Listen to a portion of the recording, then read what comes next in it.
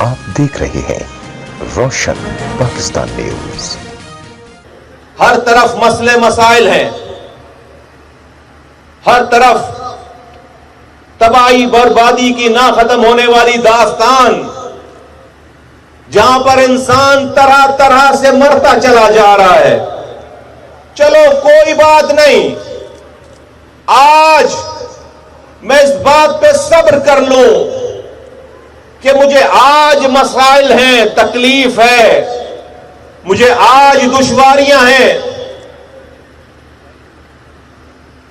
لیکن اس ملک کے چلانے والے، صوبے کے چلانے والے، شہر کے چلانے والے جو ارباب اختیار ہیں، وہ آج ایسے کام کر رہے ہیں کہ میرا آنے والا کل بہتر ہو جائے گا، میرا آنے والا کل اچھا ہو جائے گا۔ آج مجھے جو تکالیف ہیں،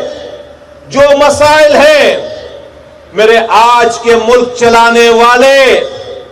ایسے کام کر رہے ہیں کہ مجھے، میرے بچوں کو یہ مسائل نہ دیکھنا پڑے۔ اگر ایسے حالات ہوتے میں صبر کر لیتا، میں انتظار کر لیتا،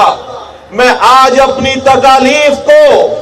خندہ پیشانی سے مسکرا کے سہ لیتا کہ ہاں چلو ابھی تکلیف برداشت کر لو، میری آئندہ آنے والی نسلوں کا مستقبل اچھا ہونا جا رہا ہے، اچھا ہونے جا رہا ہے۔ میرے بھائیوں، بزرگوں، ساتھیوں، میری ماں بہنوں،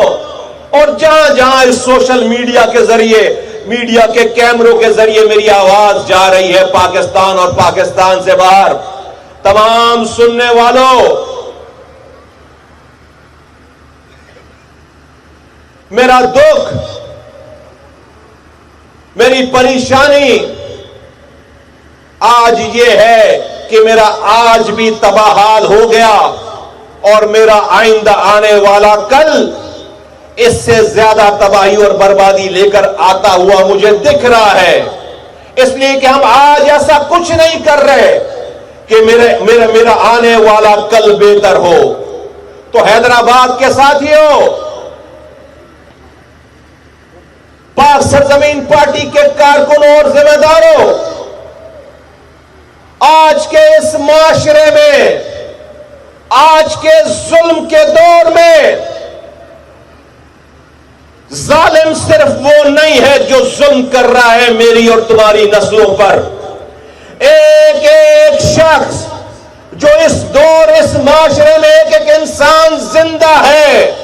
اس کو آج کے ظلم کا حساب دینا پڑے گا۔